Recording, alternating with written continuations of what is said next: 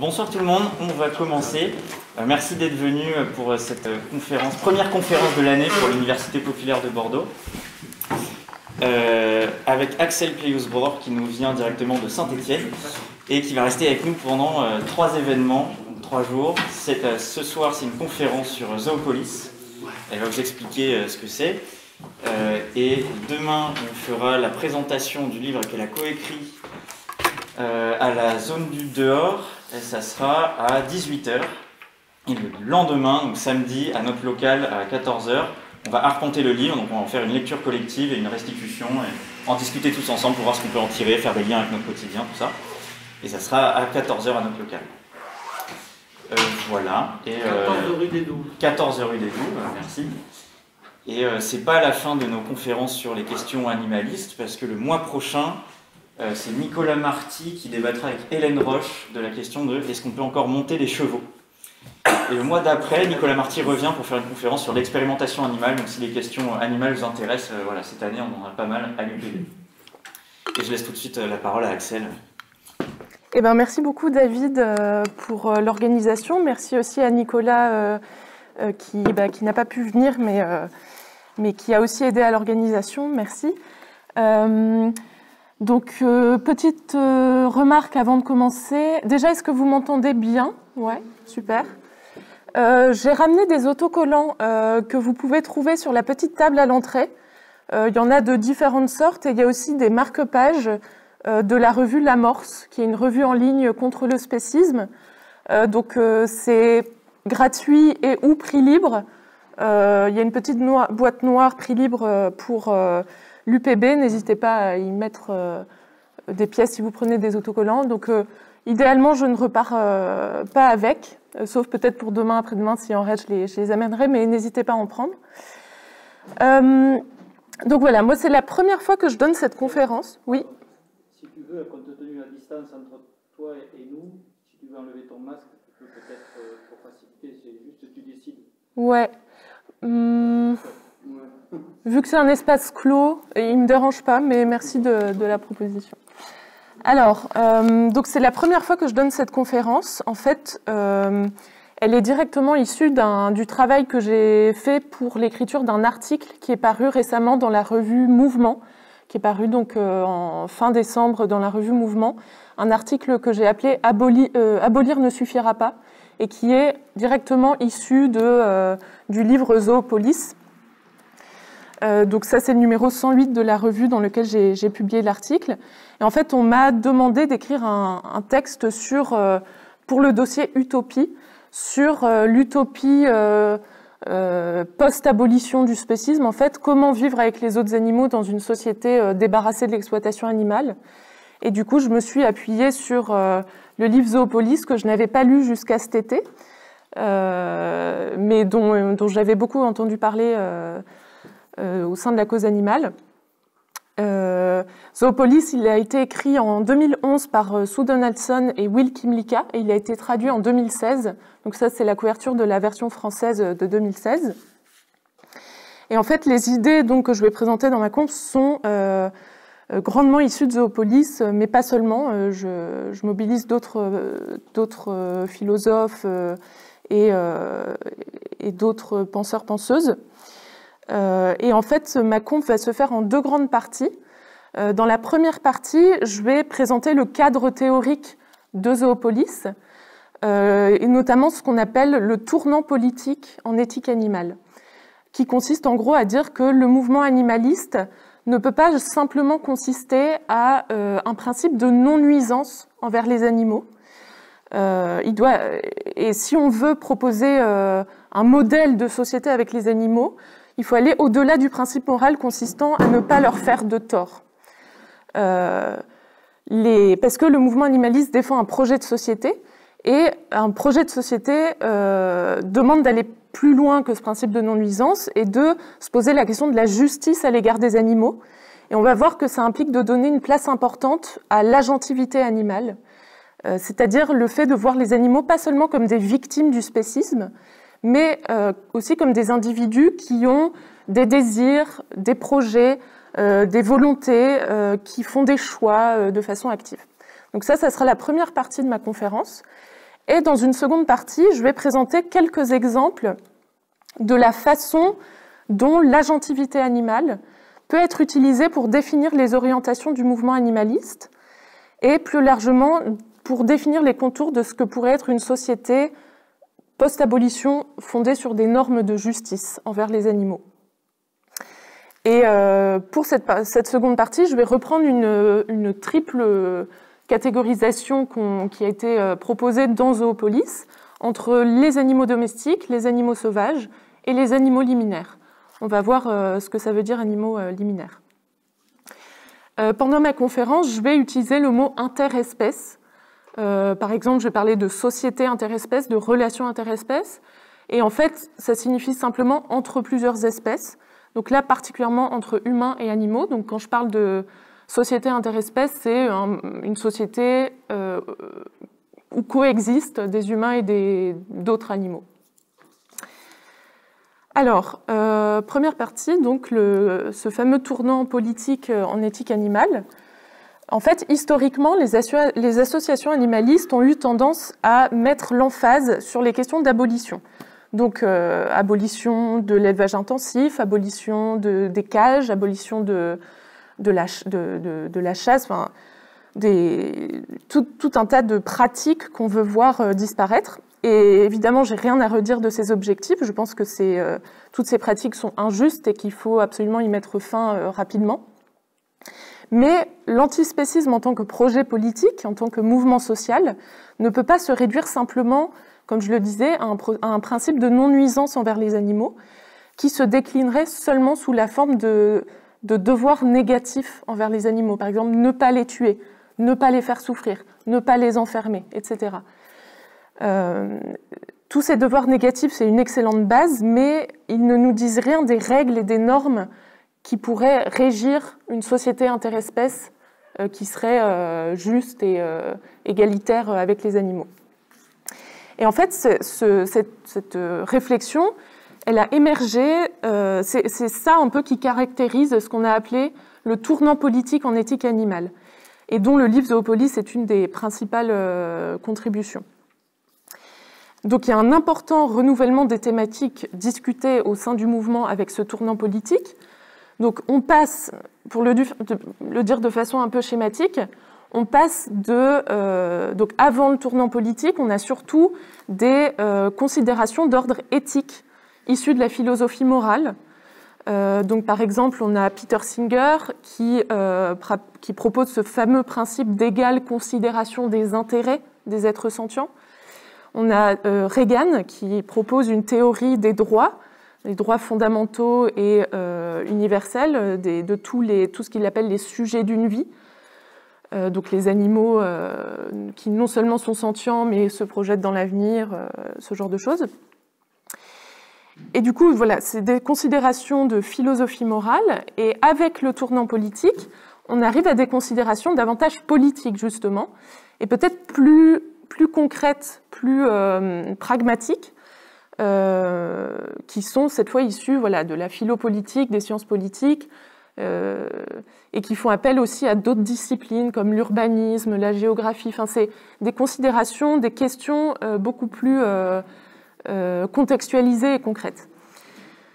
Du coup, au-delà de la formulation de droits universels ou alors d'un principe d'égale considération des intérêts, le tournant politique apporte une complexification des discussions en éthique animale parce que il essaye de formuler des droits politiques et des obligations qui sont non plus seulement universelles, mais qui sont différenciées en fonction des types d'animaux dont on parle. Parce que tous les animaux n'ont pas les mêmes...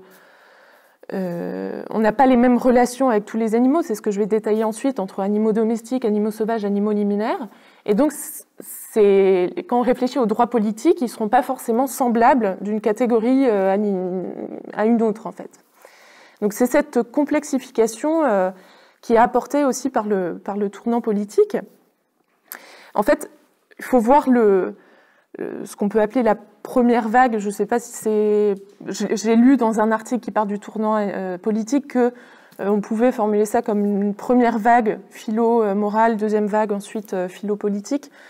Mais du coup, la première vague constitue une forme de socle, un socle justement éthique, à partir duquel se déploient des considérations politiques ensuite. Et c'est pas l'un remplace l'autre, c'est pas la deuxième vague remplace la première, c'est plutôt on part du socle éthique avec des droits universels qui concernent tous les animaux, et on essaie de réfléchir ensuite en plus à des droits politiques qui là sont différenciés en fonction du type d'animal dont on parle. Et du coup, avec ce tournant, on met beaucoup plus l'accent sur l'idée de justice, de citoyenneté, de représentation politique, de communauté. Tous ces concepts qui sont à la base limités à la sphère politique humaine et qui vont faire l'objet de transposition aux autres animaux et à la politique interespèce, ce qui demande plus ou moins d'ajustements et qui du coup suscite beaucoup de discussions, de critiques, de réponses, etc. Avec le tournant politique, on se met à se poser des questions du genre: qu'est-ce que ça veut dire se comporter de façon juste envers les animaux? Comment favoriser leur épanouissement et leur agentivité au-delà du fait de réduire leur souffrance? Et comme je le disais, Zoopolis est l'une des premières tentatives théoriques à aller aussi loin dans cette transposition. Et un point à souligner, c'est qu'elle le fait à partir de concepts issus de la démocratie libérale. Et par exemple, citoyenneté, souveraineté, résidence permanente et tout ça, que je vais détailler ensuite. Donc c'est des concepts avec lesquels on est familière, mais c'est intéressant de garder à l'esprit qu'on pourrait imaginer d'autres tentatives pour répondre aux questions de comment se comporter de façon juste avec les animaux, qui seraient issues d'autres visions politiques que la démocratie libérale. J'en profite pour vous signaler l'existence d'un petit livre en fait, qui résume très bien le contenu de Zoopolis, mais qui va aussi plus loin en donnant des éléments de contexte sur le tournant politique. C'est celui qu'on voit à l'écran. Il a été écrit par Estivareus en 2015, donc avant la traduction en français de Zoopolis, ce qui était particulièrement utile à avoir comme petit livre. Et en fait, c'est le numéro 37 des cahiers antispécistes. Et du coup, vous pouvez trouver le livre en entier sur le site des cahiers antispécistes. Voilà. Donc le tournant politique, il a vraiment comblé une lacune de l'éthique animale. Et c'est une lacune qui a été parfaitement identifiée par Jocelyne Porcher. Je ne sais pas si vous connaissez Jocelyne Porcher. C'est une chercheuse intellectuelle française spécialisée sur le sujet de l'élevage, mais c'est aussi une adversaire politique de l'antispécisme et du véganisme et des animaux, parce qu'elle défend l'élevage et elle défend la mise à mort des animaux. C'est son projet de société à elle avec les animaux, donne une grande place au travail animal, travail des animaux dans le cadre de l'élevage, y compris leur mise à mort. Et du coup, mais quand même, elle a identifié une lacune réelle. En fait, dans un article de 2017, donc 4 ans avant la parution de Zoopolis, Porcher critique de façon virulente ce que j'ai appelé la première vague en éthique animale, celle qui dominait avant le tournant politique. Donc elle dit: ces courageux libérateurs, les libérateurs, c'est ceux qui se revendiquent de la libération animale, ces courageux libérateurs s'inscrivent dans un registre essentiellement éthique et font porter leurs arguments sur la valeur de la vie animale en soi. Ils omettent, avec une constance et une unanimité que nous ne pouvons qu'admirer, de s'intéresser à la relation entre les humains et les animaux, particulièrement à sa dimension affective, en réduisant systématiquement nos liens avec les animaux à des rapports d'exploitation, ce qui nous empêche de comprendre quelle est la place des animaux domestiques dans le lien social. Et dans le même article, Porcher critique aussi la position extinctionniste, même si elle n'emploie pas le terme. En fait, l'extinctionnisme, c'est une position en éthique animale qui est notamment défendue par Gary Francione, qui est un juriste animaliste. Et en fait, c'est une position qui consiste à souhaiter l'extinction, la disparition des animaux domestiques, parce qu'ils seraient, justement à cause de la domestication, des êtres par essence et irrémédiablement dominés, diminués, ce serait du fait de leur histoire évolutive, ça serait dans leur intérêt de les mener à l'extinction parce que le processus de domestication les aurait définitivement diminués, les aurait rendus dépendants, ce genre de choses, dépendants des humains. Du coup, Porcher, qui, elle, défend un projet de société avec les animaux domestiques, même si ça passe par l'élevage et la mise à mort, elle est évidemment en fort désaccord avec l'extinctionnisme. Elle dit « Les processus domesticatoires sont systématiquement présentés par les libérateurs comme une manœuvre originelle d'exploitation, une monstrueuse cohabitation. Penser que cette insertion des animaux dans les sociétés humaines est par essence fondée sur l'exploitation et la mise en esclavage occulte le fait que les animaux, différentes espèces animales, peuvent avoir un intérêt puissant à vivre avec des humains. » Et je pense que Porcher soulève un point important, à savoir que, et c'est ce que je disais dans l'intro, réduire le projet de société interespèce au seul enjeu de l'abolition de l'exploitation animale, parfois même jusqu'à aller à défendre une position extinctionniste, c'est faire l'impasse sur tout le versant relationnel, positif, qui peut être co-construit avec les autres animaux. Et le mot « avec » est très important ici. C'est pas seulement avoir de la compassion envers les animaux, c'est construire une société avec les animaux. Et c'est ça, c'est dans ce basculement-là que se trouve le tournant politique en éthique animale. Et ce qui m'a semblé intéressant aussi en lisant cet article de Porcher, c'est que ça montre bien qu'un mouvement animaliste qui ne parle que d'abolition va donner l'opportunité aux personnes qui défendent l'élevage de dépeindre les antispécistes comme des gens qui, finalement, n'aiment pas les animaux ou qui participent à la rupture entre le monde humain et le monde animal en défendant une position extinctionniste, ce qui leur permet au pro-élevage, à l'inverse, de valoriser les éleveurs paysans qui seraient à ce moment-là présentés comme les seuls garants d'une société où on peut encore fréquenter des animaux domestiques. Et donc ce discours permet de rallier toutes les personnes qui apprécient de pouvoir passer du temps au contact des animaux, qui souhaitent continuer à vivre dans une société où on peut les fréquenter, c'est-à-dire la grande majorité de la population finalement. Tout ça pour dire que Porcher déploie sa défense de l'élevage à partir d'une faiblesse réelle de l'antispécisme, en tout cas une faiblesse qu'elle a identifiée en 2007 et qui a été largement comblée depuis grâce au tournant politique. Donc, 4 ans plus tard, en 2011, il y a Donaldson et Kymlicka qui proposent dans Zoopolis une alternative à l'extinctionnisme, donc un projet de société interespèces. Et donc, il et elle disent les relations entre les humains et les animaux domestiques peuvent être réorganisées de façon juste si l'on accepte de considérer les animaux comme des membres et des citoyens de la communauté politique.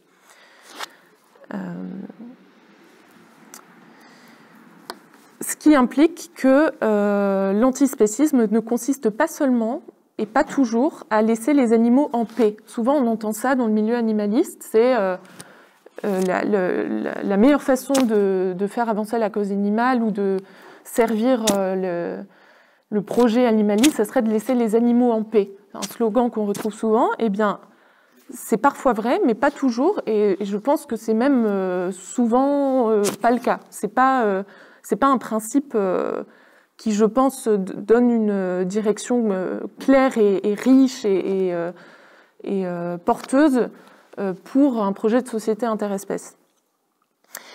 Je pense à l'inverse une autre façon de présenter l'antispécisme et l'objectif de l'antispécisme, c'est de prendre au sérieux ce que vivent les animaux, en eux-mêmes et pour eux-mêmes, et à intégrer leurs désirs, leurs préférences, leurs besoins dans la conception du bien commun et dans l'organisation sociale. Donc, dans la deuxième partie, je vais donner quelques exemples de la façon dont ça peut se faire. Donc, parfois, ça passe par la non-interférence, l'absence d'interaction, le fait de laisser les animaux en paix, mais pas toujours, notamment dans le cas des animaux domestiques, comme qui sont des animaux qui peuvent avoir un intérêt puissant à vivre aux côtés des humains, comme le disait Porcher dans son article de 2017. Et puis, avant de vous donner des exemples de la façon dont on peut faire société avec les animaux en ayant à l'esprit le fait que ce sont des agents moraux et pas seulement des victimes de l'exploitation animale, je vais vous donner une autre raison de ne pas s'en tenir à la question de l'abolition de l'exploitation, qui est que ça évite de tomber dans une vision misérabiliste et appauvrie de ce que sont les animaux, une vision qui les verrait seulement comme des victimes et des êtres souffrants. Moi, je pense que le tournant politique en éthique animale, c'est aussi une réhabilitation de ce que sont les animaux et du fait et de ce qui pourrait être aussi dans une société sans exploitation.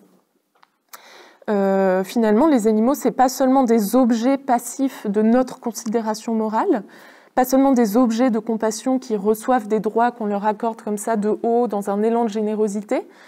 Ce sont des sujets politiques, des agents politiques qui ont un avis en fait sur la façon dont leur vie devrait se dérouler et qui ont les moyens de nous faire savoir quel est leur avis sur la question. Et ce refus du misérabilisme, il a bien été compris et théorisé par le collectif 269 Libération Animale, qui met systématiquement l'accent sur le fait que les animaux résistent à leur oppression, ils résistent activement à ce qu'ils subissent, et que finalement, nous, antispécistes, on devrait se voir avant tout comme des complices de cette résistance, et pas comme des sauveurs des animaux qui seraient vus à ce moment-là comme des sans-voix. On dit aussi parfois que les animaux sont des sans-voix et qu'on vole à leur secours. Ce qui est, je veux dire, c'est pas complètement faux, c'est pas complètement. Je comprends bien évidemment qu'on dise ça, mais je trouve ça intéressant aussi de voir les animaux, de réhabiliter leur agentivité et de se voir nous comme des complices et d'essayer de servir les intérêts des animaux. Voilà, c'est un changement de paradigme. Et puis, dans Zoopolis aussi, on retrouve de façon très marquée l'idée que le tournant politique ne peut pas se faire si on ne reconnaît pas l'importance de l'agentivité animale, justement. Qu'est-ce qu'on entend par agentivité animale ? Eh bien, il y a une citation de Frédéric Coté-Boudreau, qui est un docteur en philosophie qui a fait sa thèse sous la direction de Will Kymlicka, donc un texte qui s'appelle « Les animaux luttent aussi », qui a été publié en 2019 dans la revue Ballast. Et dans ce texte, il dit « Les animaux ne parlent pas, il est vrai. Pourtant, ils s'expriment. Ils communiquent à d'innombrables occasions leur volonté, leurs limites, leurs désirs. Ils cherchent par des moyens divers à gagner leur liberté ou à négocier leurs conditions. Ils ne comprennent peut-être pas ce que sont les droits, mais leurs actions n'en sont pas moins politiques. Oui, il faut oser le terme. Les animaux font de la politique au même titre que les humains. » Et ce que nous dit le concept d'agentivité animale, c'est qu'on peut accéder aux besoins et aux préférences des animaux si on porte une attention sincère à leur propre registre d'expression, leur propre façon de communiquer. Parce que, comme le dit Frédéric Coté-Boudreau, les animaux ne parlent pas le langage humain. Mais ça ne veut pas dire qu'on ne peut pas savoir ce qu'ils veulent. Il y a plein de façons d'accéder à leurs envies, leurs besoins, leurs volontés. Donc, tout ça pour dire que l'agentivité animale, c'est vraiment au cœur du projet antispéciste. En tout cas, devrait être davantage au cœur du projet antispéciste, parce que l'objectif, c'est aussi d'éviter que les animaux se retrouvent sous la tutelle de normes et d'une organisation sociale qui n'aurait pas contribué à définir, à codéfinir avec nous. C'est comme tout autre groupe social. Les animaux devraient pouvoir avoir voix au chapitre concernant les orientations politiques, les décisions politiques qui ont une influence, des conséquences sur leur vie. Et c'est pour ça que Donaldson et Kymlicka proposent de parler de citoyenneté pour les animaux domestiques, ce qui implique de penser à un système de représentation politique adapté à la façon dont les animaux expriment leurs préférences. Donc on va maintenant passer à la deuxième partie de ma conférence pour justement explorer le sujet de l'agentivité animale, mais en pratique. Mais avant ça, on va voir un peu de quel animal on parle. Donc, la rhétorique dont j'ai parlé plus tôt, qui insiste sur le fait de laisser les animaux en paix, c'est une rhétorique qui a tendance à s'appuyer sur une conception assez binaire et rigide des animaux. Il y aurait d'un côté les animaux sauvages, qui sont vus comme libres, épanouis, sans aucune relation avec les activités humaines ou avec des êtres humains. Et de l'autre, les animaux domestiques, qui à l'inverse sont perçus comme nécessairement dépendants et asservis du fait qu'ils sont issus de la domestication. Et donc cette distinction binaire, non seulement elle est trop réductrice dans sa façon d'appréhender le sauvage et le domestique, mais aussi elle ne rend pas compte de tous les animaux qui sont ni domestiques ni pleinement sauvages, à savoir les animaux liminaires. Je ne sais pas si vous avez déjà entendu cette expression d'animaux liminaires. En fait, ce sont tous ceux qui profitent des infrastructures humaines et des activités humaines, mais qui ne cherchent pas pour autant à avoir des contacts étroits avec des humains, qui ne cherchent pas de relations intersubjectives avec nous. Donc, par exemple, ça c'est une liste qu'on trouve justement dans Zoopolis, les étourneaux, les renards, les coyotes, les moineaux, les colverts, les écureuils, etc. Ça, ce sont des exemples assez canadiens, états-uniens, français, mais il faut savoir qu'à l'échelle internationale, les animaux liminaires, ça peut être des kangourous, ça peut être des singes, ça peut être des araignées, des serpents, toutes sortes d'animaux. Et donc, c'est sur cette triple catégorisation en domestique, liminaire, sauvage que je vais m'appuyer dans la suite de ma conférence. Mais c'est important de souligner que ces trois catégories, leurs frontières ne sont pas fixes et étanches. C'est-à-dire que certains animaux peuvent passer du sauvage au liminaire. D'autres peuvent passer de l'état d'animaux domestiques à l'état d'animaux liminaires. Et vice-versa. Et ça peut se passer plusieurs fois au cours d'une seule vie animale, en fait. Donc, c'est des catégories dynamiques et relationnelles. Et puis, de nombreux cas sont ambigus. C'est pas toujours simple. Voilà, on ne peut pas dire de façon définitive « voici un animal liminaire ». Voilà, juste un truc à garder en tête. Alors, si on commence par les animaux domestiques, qu'est-ce qu'on peut dire au sujet de leur agentivité ? Eh bien, les animaux domestiques, ils ont cette particularité, justement parce qu'ils sont issus de la domestication, d'avoir développé d'importantes dispositions à vivre au contact des humains. Ce qui fait que la plupart du temps, ils sont plutôt capables de nous faire comprendre des choses précises, par exemple, de donner leur assentiment ou leur refus par rapport à une activité ou à une interaction.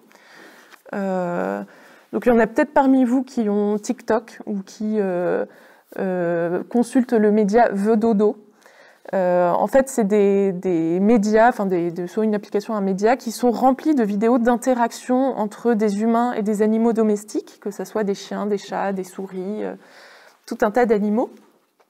Et c'est assez fascinant à regarder parce que ce sont des relations très diversifiées qui sont fondées sur un tas de compétences sociales et relationnelles. Donc le jeu, la confiance, la réciprocité, le partage, le pardon, la complicité, la négociation, l'autorégulation des comportements. Par exemple, on croise souvent des vidéos par exemple, un gros chien qui est d'habitude extrêmement joueur et débordant d'énergie, qui va rencontrer soit un bébé humain ou un petit chiot, on voit tout de suite qu'il va autoréguler son énergie pour ne pas blesser le bébé ou le chiot. Donc voilà, la négociation, le désaccord, l'entraide, etc. Donc par exemple, là, si on regarde les titres des vidéos, j'ai pris 4 vidéos issues du dodo. On voit que c'est des exemples d'entraide, d'amitié, de loyauté, En bas à droite, c'est un chien qui a essayé de passer un message à des humains pour qu'ils le suivent. Et en fait, je n'ai pas regardé la vidéo, donc je ne sais pas c'est quoi la raison de cette interaction. Mais tout ça pour dire qu'il y a énormément d'exemples d'interactions très riches et diversifiées entre des humains et des animaux domestiques. Et puis, dans Zoopolis aussi, Donaldson et Kymlicka donnent des exemples précis. Donc ils disent « Toute personne ayant vécu avec des animaux domestiques sait qu'ils ont des préférences, des intérêts, des désirs, et qu'ils sont capables de les transmettre de façon intentionnelle par une grande diversité de procédés.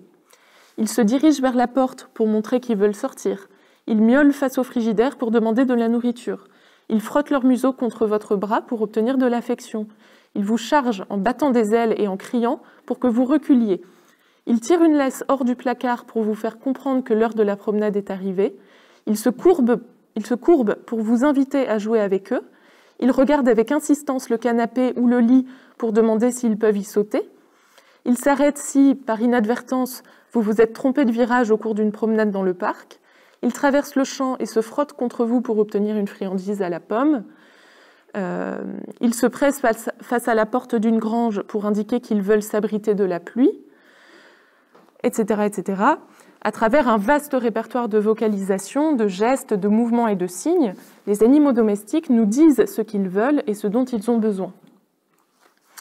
Donc, tous ces signaux sont extrêmement précieux pour le projet antispéciste parce que si on veut intégrer les intérêts et les volontés des animaux dans l'organisation de la communauté, ce sont des sortes d'indices, enfin même plus que des indices, en fait c'est clair, ce sont des messages à prendre en compte. Mais il peut quand même y avoir un saut à franchir entre d'un côté le registre expressif bien réel des animaux domestiques, le fait qu'ils expriment un tas de choses, et de l'autre, leur capacité effective à se faire comprendre, à faire comprendre leur point de vue, et donc à prendre part au processus de participation et de décision au sein de leur communauté. En fait, il faut se demander comment franchir le saut, c'est-à-dire comment favoriser l'intégration sociale et politique des animaux qui vivent avec nous. Et je pense qu'il y a 2 points importants pour faire ça. C'est que, premièrement, la capacité des animaux à communiquer efficacement leurs besoins dépend de la place et de la crédibilité qu'on leur raccorde, qu'on donne à leur expression. Donc en gros, l'efficacité des animaux à se faire comprendre dépend de conditions favorables à tout ce qu'ils expriment. Parce que si les animaux essayent de nous faire comprendre des choses, mais qu'en face, il n'y a pas d'attention, il n'y a pas d'écoute, ou alors que notre réaction n'est pas appropriée, si les animaux se rendent compte que leurs efforts de communication ne suscitent pas la réaction qu'ils essayent de générer, ils peuvent aussi se résigner, donc cesser ou amoindrir leur tentative future. Et en fait, l'agentivité atteint son plein potentiel dans des circonstances qui sont riches en interdépendance et en intersubjectivité. Qu'est-ce que j'entends par là? C'est que les animaux développent d'autant mieux leurs compétences sociales, leurs compétences de vivre ensemble, lorsqu'ils sont au contact des autres, lorsqu'ils sont engagés dans des situations de coopération, de confiance, d'apprentissage mutuel. En fait, c'est pleinement valable pour nous aussi. Mais du coup, c'est important de leur offrir la possibilité de participer à plein d'interactions sociales variées et de leur laisser le choix d'initier ces interactions sociales, mais aussi de quitter quand ils en ont marre ou ils n'ont pas plus envie d'y participer, mais aussi, pas seulement d'y participer ou de ne pas y participer, mais aussi de pouvoir en changer les règles et le déroulement. Et puis, deuxième condition pour favoriser le saut entre le fait que les animaux expriment des choses et le fait que ce qu'ils expriment ait des conséquences auxquelles ils s'attendent, eh bien, une possibilité pour favoriser ça, c'est de mettre en place un système de représentation politique des animaux domestiques. Par exemple, on peut imaginer que des personnes de confiance soient mandatées chargé de consulter et de recueillir les points de vue des animaux de la communauté, puis de les représenter dans le cadre d'instances politiques qui sont prévues pour ça. Il faudrait évidemment que ce soit des individus qui connaissent bien les animaux en question et qui sont capables d'interpréter leurs besoins à la fois d'un point de vue très général, vétérinaire, éthologique, sur les différentes espèces animales, mais aussi qu'ils soient capables de ne pas négliger les importantes variations individuelles entre les animaux d'une même espèce. Et c'est très important que les intérêts de ces personnes, qu'on peut voir comme des médiateurs, des médiatrices de l'agentivité animale, donc que les intérêts de ces personnes-là n'entrent pas en conflit, ou en tout cas le moins possible, avec les intérêts des animaux qui sont en charge de représenter. Et pourquoi je précise ça? C'est parce qu'actuellement, c'est difficile de faire pire en la matière, parce qu'en France, comme dans bien d'autres pays, c'est le ministère de l'Alimentation et de l'Agriculture qui est en charge des questions de bien-être animal. Ce qui représente un conflit d'intérêts absolument hallucinant. Et d'ailleurs, c'est un conflit d'intérêts qui est dénoncé par des organisations, énormément d'organisations animalistes, comme le Parti animaliste ou l'association Paris Animaux Zoopolis, dont je vais reparler ensuite. C'est des associations qui demandent notamment la création d'un ministère de la condition animale ou un ministère du bien-être animal ou un ministère de l'agentivité animale, où je sais, les noms varient, mais en tout cas une instance qui soit réellement indépendante, notamment des intérêts agricoles, des lobbies agricoles, ce genre de choses. Et puis une autre proposition qui date de 2019, qui a été reprise par la SPA et aussi par le député Loïc Dombreval, qui est très investi sur les questions animalistes, ça serait de mettre en place un défenseur des droits des animaux, comme il existe un défenseur des droits ou une défenseuse des droits humains. Donc une autorité indépendante qui veillerait à ce que les droits fondamentaux des animaux soient respectés dans les faits, dans les réalités, et qui aurait un rôle d'alerte auprès des pouvoirs publics quand ça ne serait pas le cas.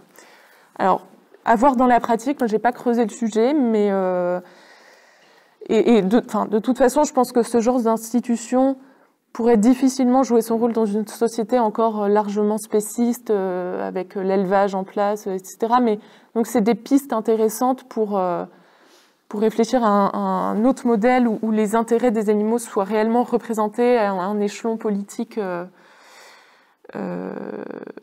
Et c'est pas encore le cas aujourd'hui.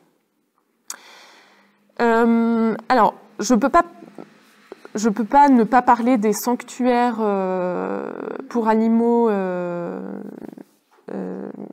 sauvés de l'abattoir ou des élevages, parce que les sanctuaires jouent un rôle considérable justement dans la reconnaissance de l'agentivité des animaux. Les sanctuaires, c'est des environnements uniques qui permettent justement l'existence d'interactions et d'activités variées. C'est la première condition, c'est les conditions favorables dont je parlais à l'instant. Ce qui est intéressant avec les sanctuaires, c'est qu'ils nous permettent d'apprendre des animaux eux-mêmes et du coup d'amorcer de façon concrète une justice interespèces. Ils nous donnent un aperçu de ce que pourrait être le futur des animaux domestiques dans une société post-abolition. Et un bon exemple de ça, c'est le Vine Sanctuary, qui se trouve au nord-est des États-Unis. En fait, il y a un article publié en 2020 par Charlotte Blattner, Sue Donaldson et Ryan Wilcox. Et en fait, l'article consiste à partager les résultats d'une observation qui a été menée au sanctuaire Vine en 2018. Et donc l'article définit Vine comme une communauté dans laquelle des animaux anciennement élevés vivent avec des humains qui ont à cœur de favoriser leur agentivité et de faire progresser la justice interespèces. En fait, à Vine, il y a environ 600 individus de à peu près 16 espèces différentes dans mes souvenirs qui cohabitent. Ils peuvent y évoluer de façon relativement libre. Par exemple, les espaces ne sont pas ségrégés par espèce. Cet article est assez intéressant parce qu'il retranscrit tout ce qui peut être mis en place pour favoriser l'agentivité animale. C'est un compte-rendu d'observation qui est illustré de photos, notamment celle-ci, qui explique que certains aménagements peuvent, donc que ce soit des aménagements d'ordre spatial, par exemple l'aménagement du lieu, le fait que ça ne soit pas ségrégé par espèce, le fait qu'en fonction de l'heure de la journée, certains espaces seront ouverts à certains animaux pour éviter des comportements d'agressivité qui auraient été identifiés avant. Donc il y a une forte observation du comportement des animaux, de ce qu'ils expriment, de ce qu'ils souhaitent, et un aménagement, une réponse à ce qu'ils expriment par un aménagement du lieu. Ça peut être aussi des aménagements d'ordre temporel. Par exemple, l'article parle de rituels qui reviennent chaque semaine, qui font office de lieu de sociabilité en fait, avec les animaux, parce qu'il y a un magasin de fruits et légumes qui donne chaque semaine les invendus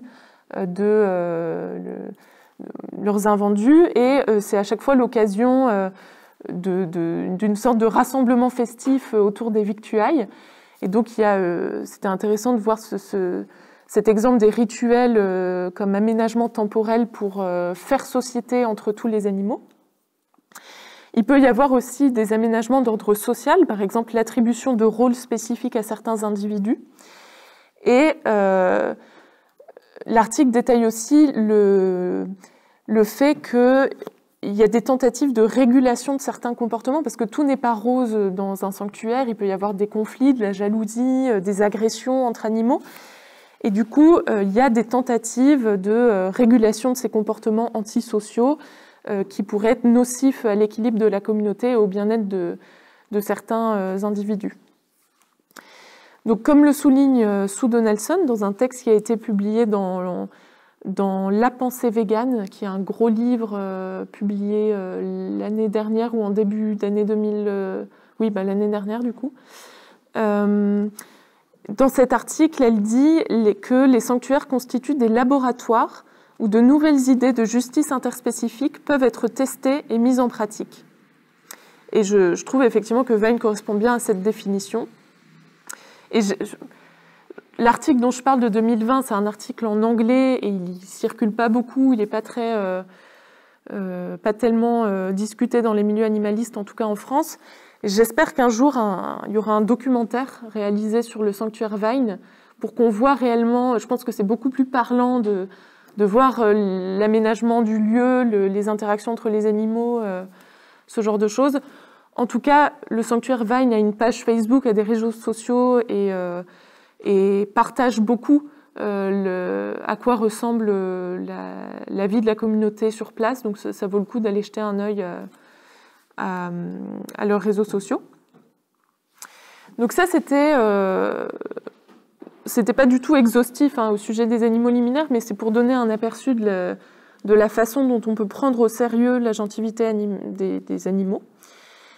Si on parle maintenant des animaux liminaires, donc comme je le disais tout à l'heure, les animaux liminaires, c'est pas des animaux qui vivent avec nous, c'est des animaux qui vivent près de nous, ou qui partagent des espaces avec nous, notamment les milieux urbains.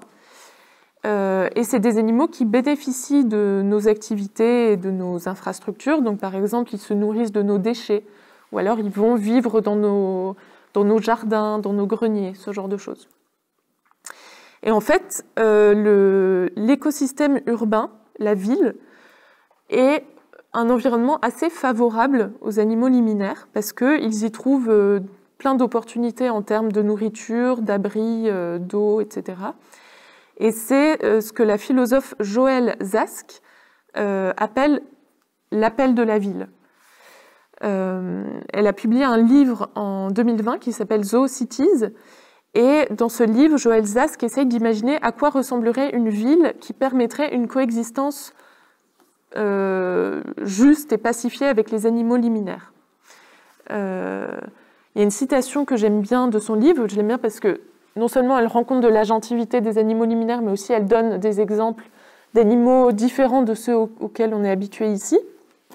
Elle dit voilà par exemple qu'à Singapour, des loutres ont appris à traverser des rues, les adultes intimidant les chiens qui pourraient les attaquer et protégeant le cortège de leurs petits comme le ferait un agent municipal au niveau du passage piéton situé à la sortie de l'école. Les singes apprennent à chaparder, les kangourous à défier toutes les barrières qui les séparent d'étendues herbeuses appétissantes, les ratons laveurs à ouvrir des poubelles sécurisées.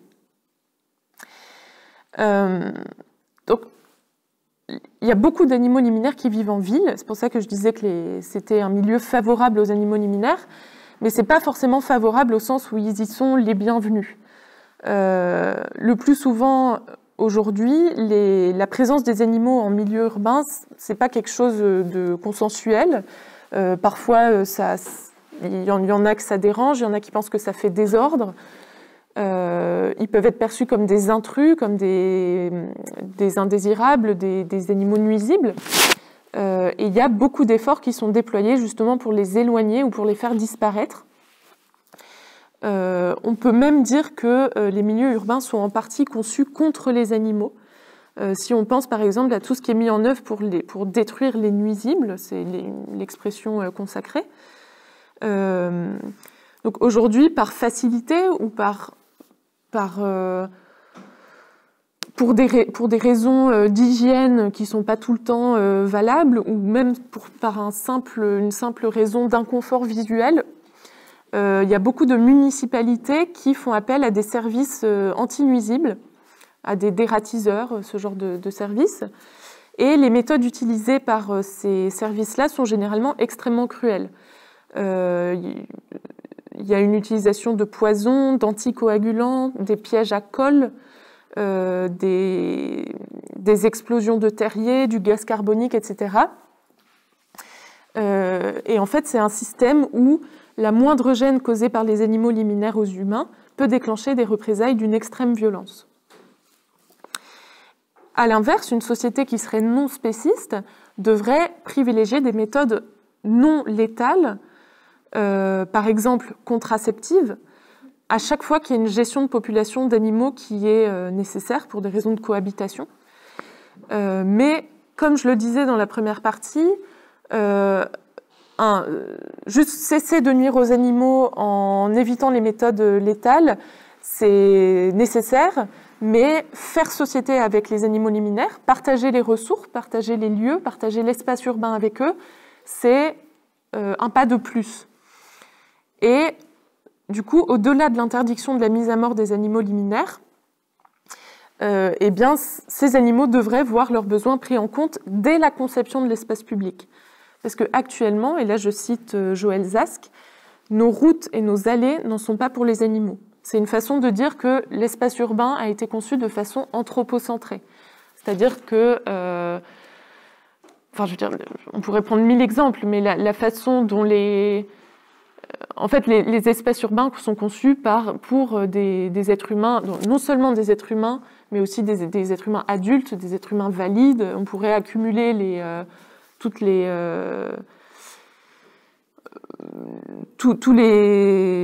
comment dire, les angles, enfin le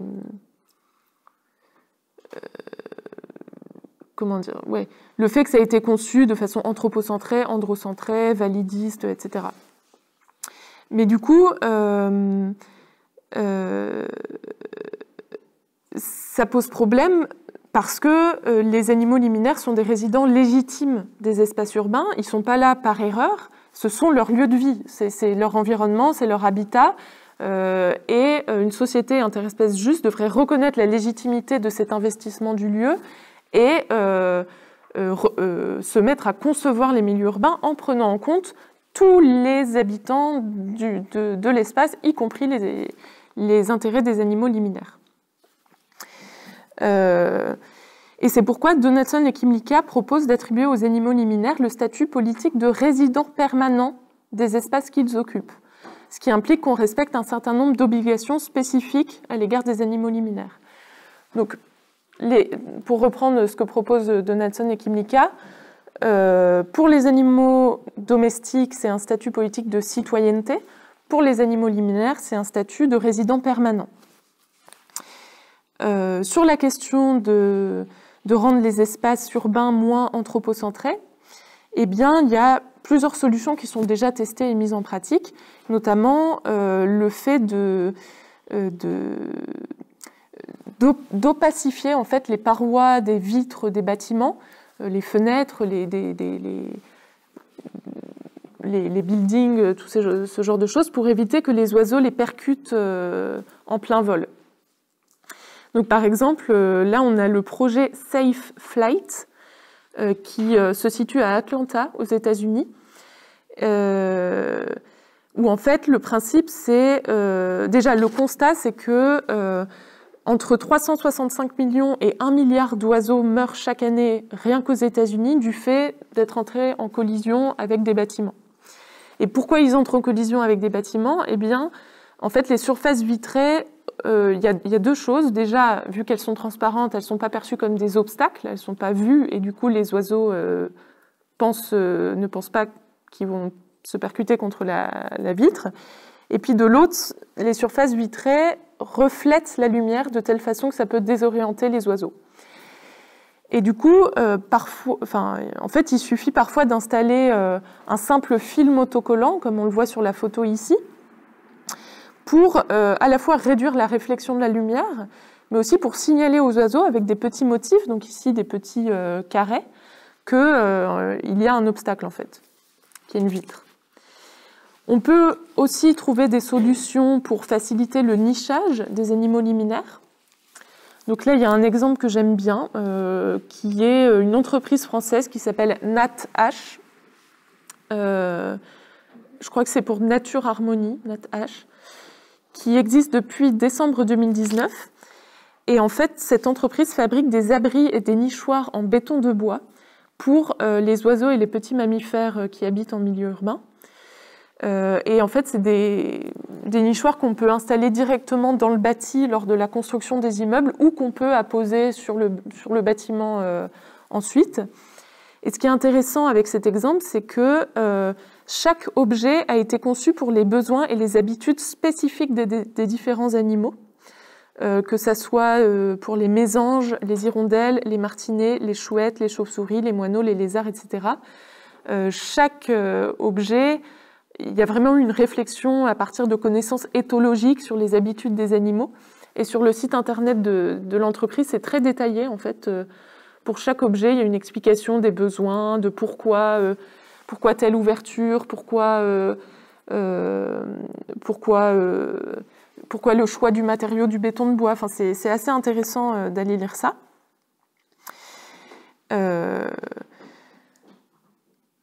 Donc, encore une fois, pour moi, c'est un exemple réussi qui montre bien que pour avoir un partage de l'espace efficace avec les autres animaux, on doit reposer nos initiatives sur des connaissances éthologiques. Ça ne peut pas seulement venir de nos intuitions, qui sont des intuitions anthropocentrées. Même sans mauvaise intention, en fait, on peut avoir de mauvais réflexes par rapport aux animaux liminaires. On entend beaucoup la question du nourrissage des animaux liminaires. Il y a des gens qui pensent bien faire en donnant toutes sortes d'aliments, des chips, du pain aux canards et aux oies, alors que ça peut véritablement leur nuire. Du coup, l'idée, c'est d'aider les animaux et d'améliorer leur inclusion, mais pas n'importe comment. Et on peut donc souhaiter qu'à l'avenir, il y ait des personnes qui soient formées sur ces questions, par exemple des agents municipaux, qui seraient formés et chargés des questions en lien avec les animaux liminaires. Et c'est justement une des revendications de l'association Paris Animaux Zoopolis, dont je vais parler maintenant. Le travail de Paris Animaux Zoopolis, c'est un très bel exemple de la façon dont les intérêts des animaux liminaires et leur agentivité peuvent être pris au sérieux. C'est une association qui s'inspire explicitement de l'ouvrage Zoopolis, et puis qui mène depuis 2017 un tas de campagnes destinées à rendre les milieux urbains plus accueillants pour les animaux liminaires. Par exemple, Paris Animaux Zoopolis demande l'interdiction de la chasse et de la pêche en ville, mais c'est une association qui s'en tient pas seulement à des questions d'abolition, qui justement s'inspire de Zoopolis pour essayer de normaliser la présence des animaux liminaires en ville et de rendre cette présence légitime.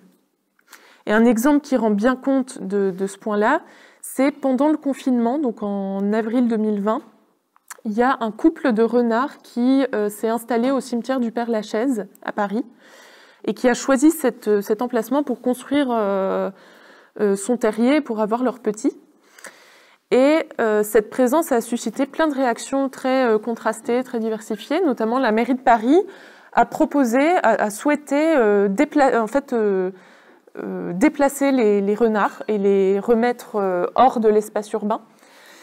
Tandis que, justement, Paris Animaux Zoopolis a au contraire proposé que le choix des renards à investir ce lieu soit reconnu reconnu comme légitime et que les renards et les renardeaux puissent rester au cimetière du Père-Lachaise. Et donc Amandine Sanvicens, qui est cofondatrice de PAZ, Paris Animaux Zoopolis, elle avait alors déclaré dans la presse « Les animaux sont exclus de notre conception des villes, or tous y sont légitimes et une cohabitation pacifique est possible. Ce que nous demandons, c'est un partage des territoires entre nous et eux. » Ce qui fait écho à une autre formule que j'avais trouvée très pertinente, toujours d'Amandine Sanvicens. Elle disait « On se bat pour leur faire de la place, pas pour les déplacer ». Et en fait, c'est l'exact inverse d'une vision qui verrait les animaux liminaires comme des indésirables, des intrus, des animaux qui ne seraient pas à leur place dans les milieux anthropisés. Et finalement, dans beaucoup de cas, les animaux liminaires, on pourrait dire qu'ils votent avec leurs pieds. C'est-à-dire qu'ils expriment leur conception de la vie bonne en s'installant dans des endroits qu'ils ont choisis et que, en fait, voilà, encore une fois, ils ne sont pas là par hasard, ils choisissent de vivre là où ils veulent parce qu'il y a des opportunités de ressources, d'habitat, de lieux, qu'ils s'y sentent bien ou que sais-je.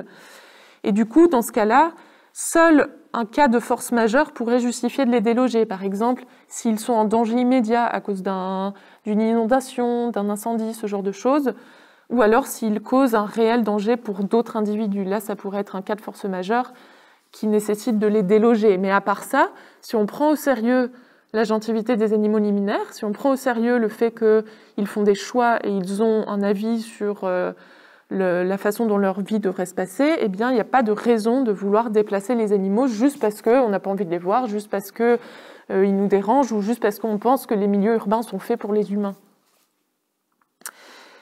Et on retrouve cette idée dans le livre de Joëlle Zask. Elle dit « L'observation des emplacements que les animaux sélectionnent, de leur déplacement, de leur territorialisme, de leur comportement vis-à-vis de leurs congénères et de 1000 autres variables tangibles que les urbanistes et les riverains pourraient mettre à profit s'ils en avaient connaissance, est une piste concrète pour penser l'intégration des bêtes sauvages, moi j'aurais dit animaux liminaires, dans un espace pluralisé. » Et puis, puisqu'on est à Bordeaux, je signale qu'il y a actuellement une consultation publique organisée par la ville de Bordeaux sur un site qui s'appelle Bordeaux Participation, je crois. Participation.bordeaux.fr.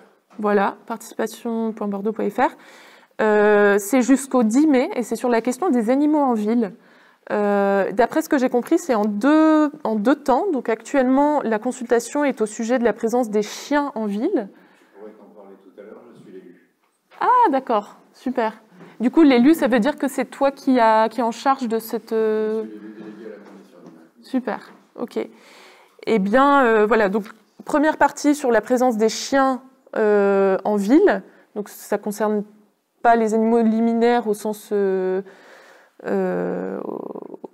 précis du terme, mais la deuxième partie de la consultation... Le troisième questionnaire arrivera à la fin de la semaine prochaine.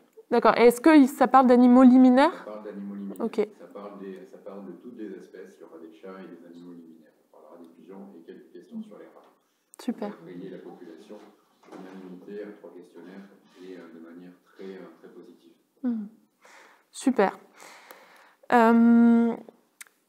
Et du coup, avant de passer aux animaux sauvages, une dernière chose sur les animaux liminaires que j'ai trouvé intéressant dans le livre de Joëlle Zask, donc le livre qui s'appelle Zoocities, c'est qu'elle propose une approche que je trouve intéressante, qui est celle du voisinage avec les animaux liminaires. Elle propose ce concept de voisinage. Et en fait, pour elle, les relations de voisinage sont informelles et flottantes. Elles appartiennent au domaine peu exigeant des liens faibles. Et du coup, l'enjeu d'un voisinage réussi avec les animaux liminaires se trouverait dans le fait de pouvoir trouver et de pouvoir maintenir ce qu'elle appelle les bonnes distances avec les animaux liminaires. Elle dit « Ce qui est ici décisif, c'est qu'on ne choisit pas ses voisins. Ils ne sont ni les membres de notre famille, ni de notre maisonnée, pas plus qu'ils ne sont nos amis. Les relations de voisinage nécessitent une logistique et des configurations spatiales bien précises. Il faut des lieux, non pas publics, mais communs, des lieux de rencontre, des lieux où se croiser sans buter les uns dans les autres, une liberté d'aller et venir à son rythme, éventuellement des endroits où s'installer momentanément. Il faut des marchés, des cafés, des petites places, bref, une certaine disponibilité, non seulement des esprits, mais aussi des espaces. » Voilà, je trouvais que le concept de voisinage était plutôt intéressant pour se projeter dans le type de relation qu'on pourrait avoir avec les animaux liminaires dans une société post-spéciste. Donc passons maintenant aux animaux sauvages. Dernière partie. Qu'est-ce qu'on peut dire au sujet de l'agentivité des animaux sauvages et comment se comporter de façon juste à l'égard des animaux sauvages? Donc quand on pense aux animaux sauvages, généralement ce qui nous vient à l'esprit spontanément, c'est toutes les activités de nuisance directe et intentionnelle à leur égard, donc la chasse, la pêche, le piégeage, la captivité, etc. Et évidemment, encore une fois, ces formes d'exploitation directe doivent être abolies. On voit mal comment ces activités pourraient avoir une place dans une société qui prend au sérieux les intérêts des animaux sauvages. Mais du coup, on pourrait tenter de conclure que la meilleure façon d'interagir avec les animaux sauvages, c'est justement de ne pas interagir avec les animaux sauvages et de s'en tenir à un principe simple, laisser les animaux sauvages en paix. Surtout qu'on a vu que les animaux sauvages peuvent être définis comme tous ces animaux qui ne souhaitent pas participer aux sociétés humaines, en fait, qui se passent très bien de contact avec les êtres humains, à l'inverse des animaux domestiques, évidemment, mais aussi des animaux liminaires qui bénéficient de vivre dans les interstices des activités humaines.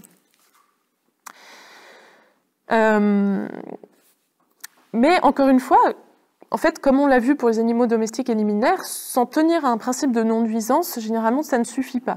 Et dans le cas des animaux sauvages, on pourrait même dire que ça repose sur le fantasme de la possibilité d'une séparation nette entre, d'un côté, le monde humain, d'un côté, le monde sauvage, sans aucune interaction. Et si j'utilise le terme de fantasme, c'est parce que on ne peut pas faire de séparation nette entre les deux mondes. C'est purement... dans la plupart des cas, c'est pas possible. Et là, j'ai mis une citation de Donaldson et Kymlicka qui rend bien compte de ça.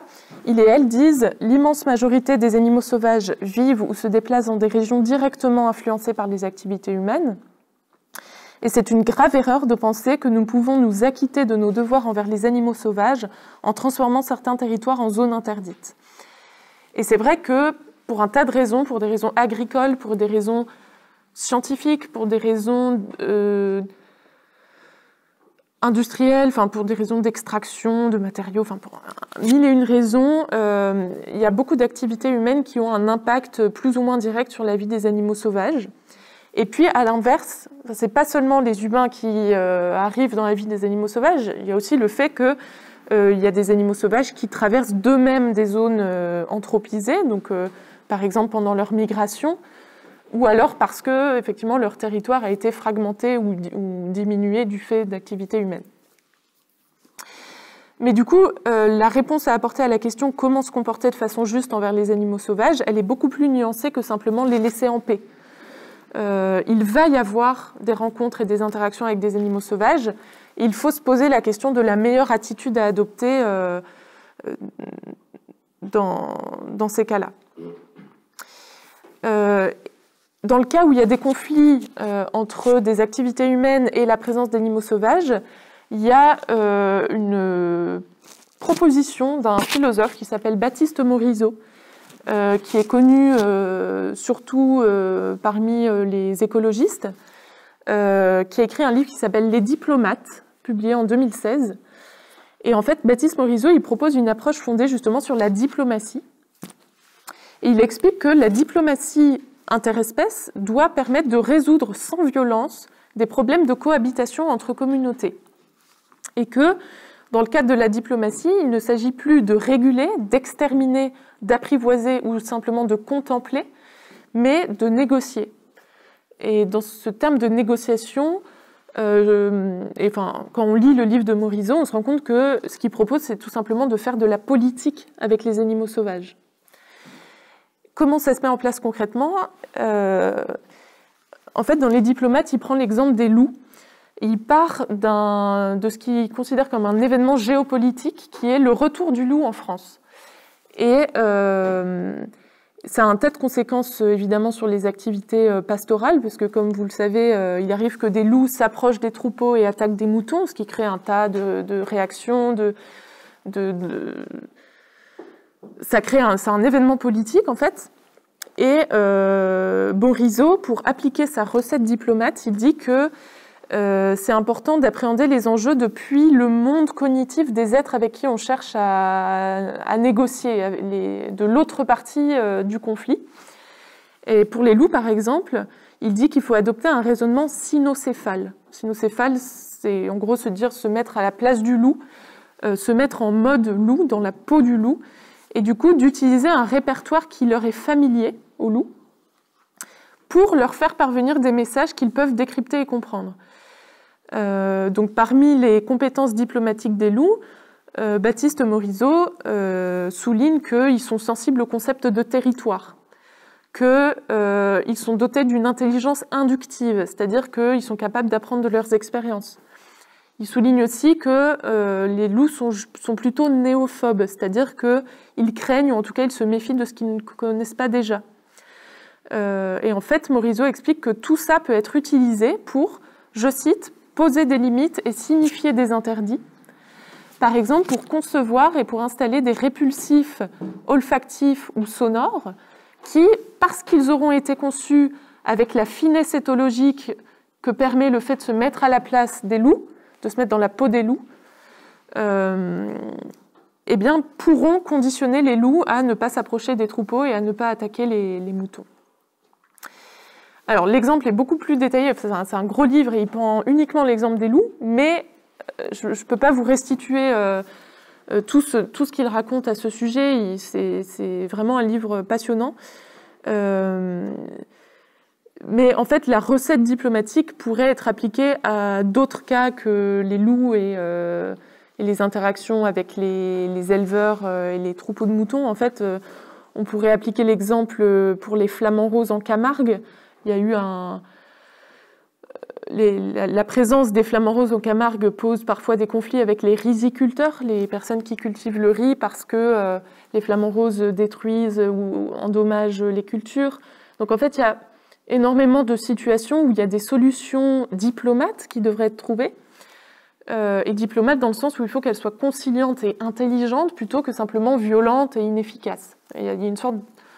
Voilà, c'est ce que propose Baptiste Morisot dans ce livre, et donc le modèle de la diplomatie pourrait être une façon d'interagir de façon juste avec les animaux sauvages dans une société moins spéciste.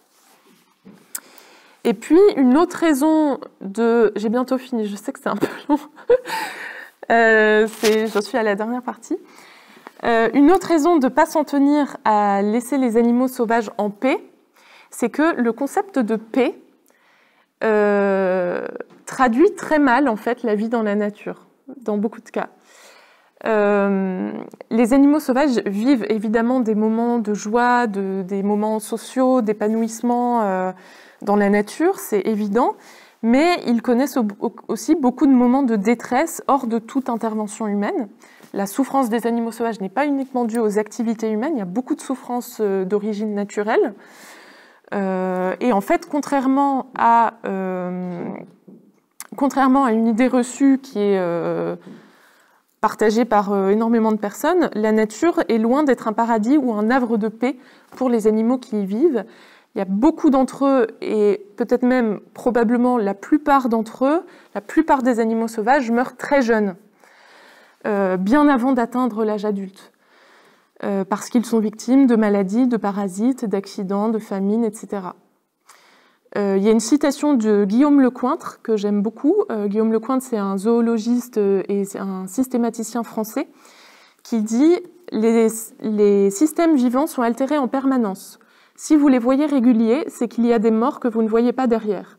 La régularité du vivant se paye au prix d'un vaste cimetière. » Et face à ce vaste cimetière qu'est la nature, on peut se poser la question de est-ce qu'on doit venir en aide aux animaux sauvages? Est-ce qu'une société interespèce juste à l'égard des animaux sauvages implique de leur venir en aide quand on le peut et quand ça ne crée pas de situation, quand ça ne fait pas plus de tort que de mal?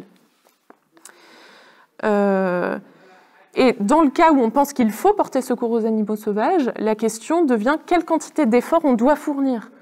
Parce que la quantité de souffrance dans la nature étant incommensurable, on peut se dire bon, bah, par où on commence, à quel point on doit aider, quelle forme ça prend, etc. Et puis évidemment, il y a la question de la légitimité d'intervenir dans les processus naturels pour des motifs d'assistance aux animaux sauvages. Il y a énormément de littérature sur le sujet, ça suscite beaucoup de discussions. Qu'est-ce que disent Donaldson et Kymlicka dans Zoopolis? Eh bien, ils considèrent que c'est le principe de souveraineté qui doit primer à l'égard des animaux sauvages. C'est-à-dire que les communautés d'animaux sauvages devraient être reconnues comme des nations qui ont les compétences pour s'autogouverner elles-mêmes, pour se gérer elles-mêmes, et qui donc ont droit à l'autodétermination et à ne pas subir d'ingérence extérieure. C'est une vision qui ne fait pas du tout l'unanimité en éthique animale. Mais dans tous les cas, ce qui est intéressant, c'est que souveraineté et intervention de la part d'humains, souveraineté et interventionnisme ne sont pas forcément opposés dans les faits. Il y a des formes d'ingérence qui sont justifiées dans certains cas et sous certaines conditions, ce que Donaldson et Kymlicka reconnaissent pleinement. Ils et elles disent « C'est une erreur de penser que le respect de la souveraineté exige le respect inconditionnel d'un principe de non-interférence. Toutes les interventions humaines ne représentent pas une menace pour les valeurs d'autonomie et d'autodétermination. Certaines formes d'intervention positive permettent au contraire de les promouvoir.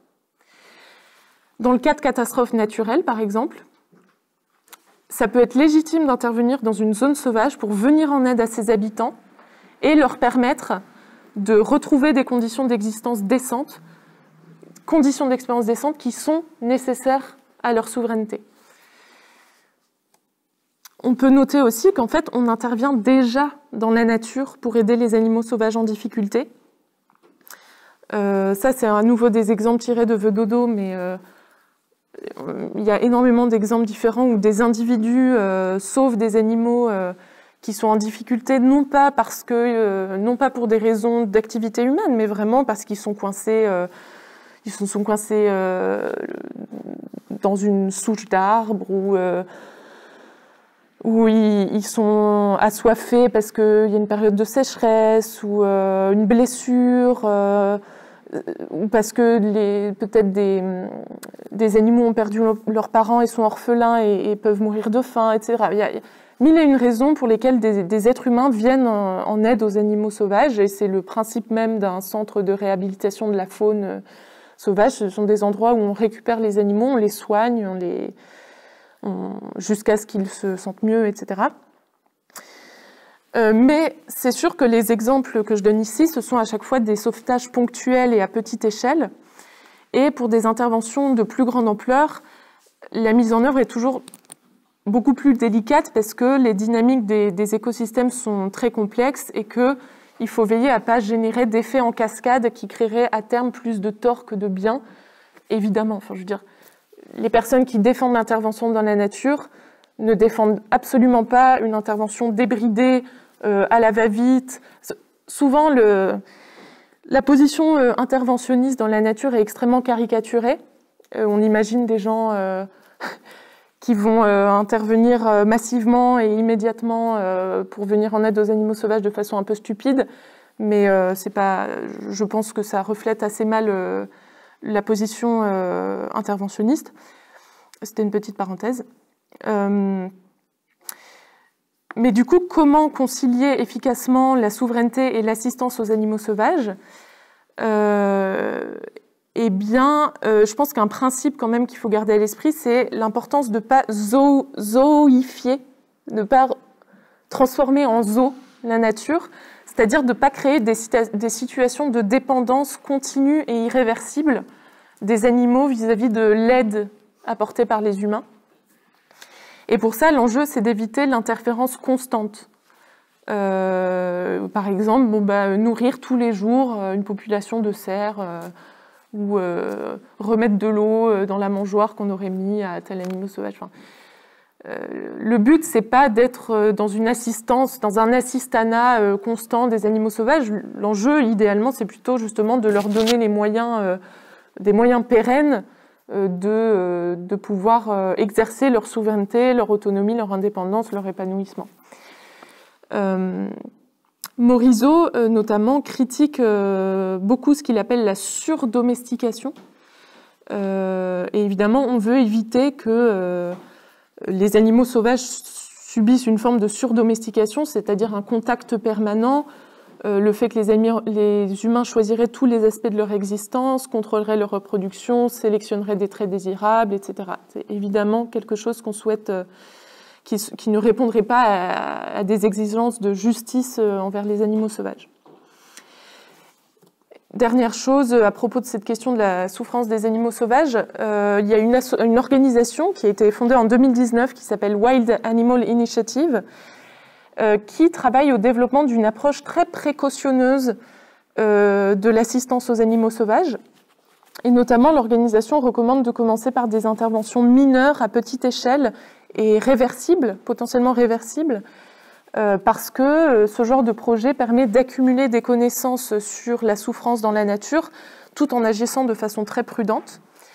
Et puis, Wild Animal Initiative forme des alliances avec les milieux scientifiques déjà existants, comme par exemple l'écologie de la conservation ou ce qu'on appelle la conservation compassionnelle,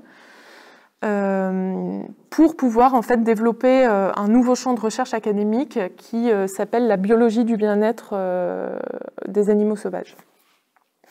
J'ai pas le temps de développer, mais j'ai fait une conférence sur le sujet de la souffrance des animaux sauvages que j'ai donnée notamment aux Estivales de la question animale l'été dernier et que vous pouvez trouver sur la chaîne YouTube des Estivales de la question animale. Voilà, on a vu pas mal de choses. Merci d'être encore là.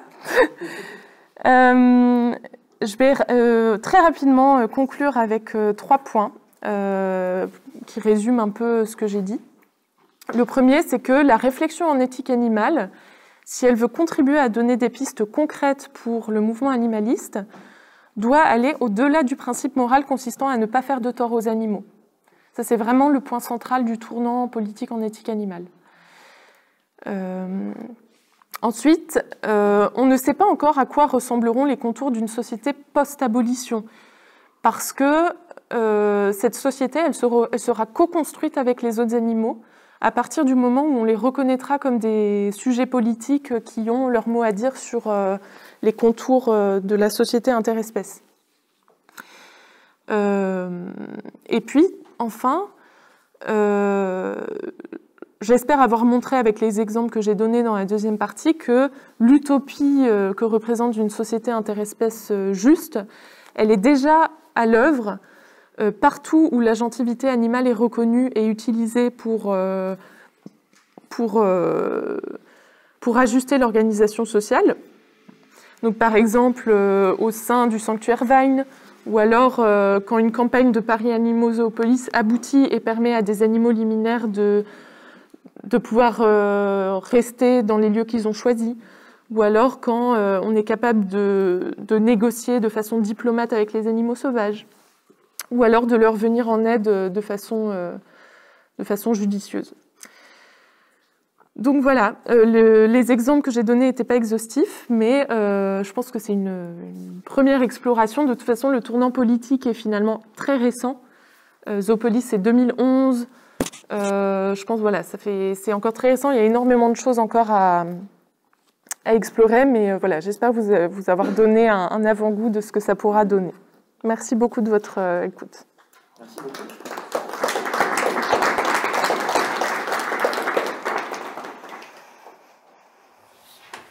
Merci Axel. Alors donc la parole est à vous maintenant, si vous la voulez. Vous voulez un micro, vous avez une voix qui... Non, je pense que j'ai la voix qui porte. Tout d'abord, bienvenue à Bordeaux, officiellement de la part de la mairie de Bordeaux. Merci. Du maire et de la population. Le projet politique est beaucoup plus récent que 2011. Ce que tu appelles a priori le projet politique, c'est le projet associatif de l'animalisme politique. Le projet politique animaliste, il est là depuis 2 ans. C'est depuis les dernières municipales qu'on a mis en place. Mon but, la feuille de route de la mairie de Bordeaux aujourd'hui, c'est Bordeaux Zoopolis. La plupart de mes collègues ne le savent pas encore. Il faut leur dire. Il ne faut pas garder ça pour soi. Ah mais je leur dis régulièrement, je suis suffisamment influent, je peux l'être encore plus, mais c'est pas dramatique. Je précise que je suis un élu Europe Écologie Les Verts, membre et trésorier de la commission conditions animales d'Europe Écologie Les Verts. J'étais le responsable conditions animales d'Éric Piolle pour les primaires, c'est pas lui qui a gagné. Mais le fait que Yannick Jadot soit le premier à avoir parlé de la question animale en prime time pendant le 2e débat des primaires, c'est un petit peu grâce à moi. Donc j'en suis assez fier. Cela dit, je ne fais pas de la pub pour mon parti. On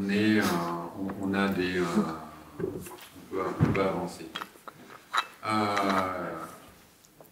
Tout ce que tu as dit là, ça doit être mis en place. Ce fait de partage, le partage de l'espace. Les animaux sauvages, les animaux liminaires sont déjà en ville. Quoi qu'on dise, quoi qu'on fasse, ils sont déjà là. Donc l'idée c'est de partager l'espace et arriver petit à petit à faire percoler dans l'inconscient, dans le conscient de la population humaine, qu'on peut partager l'espace. Les ingénieurs ont inventé le concept de service écosystémique. On en parle pour les pollinisateurs. Mais les rats ont un service écosystémique. Sans les rats, la ville ne pourrait pas exister. Les rats nettoient les égouts et bouffent les bouchons de graisse. Sans ça, c'est pas possible. Depuis octobre, on a officiellement mis un moratoire sur la capture létale des pigeons. Et je suis en partenariat avec Aéro, l'association, pour un plan de gestion non létale.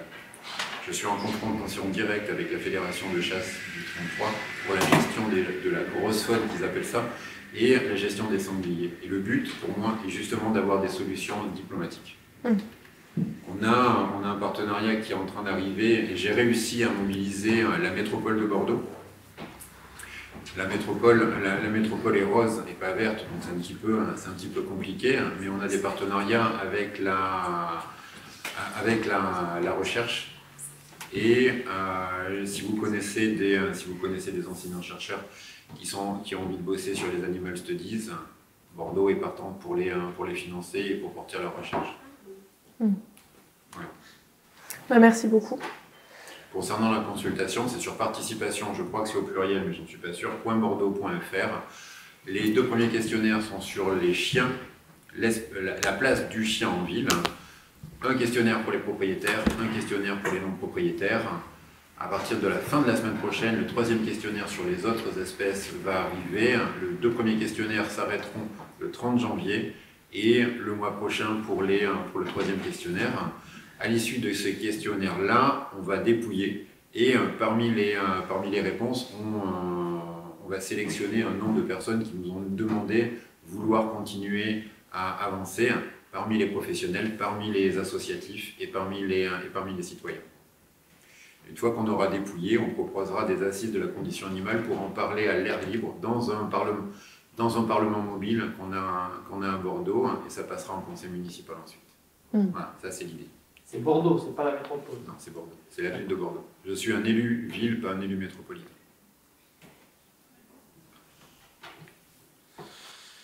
Quelqu'un d'autre? Moi j'ai une question.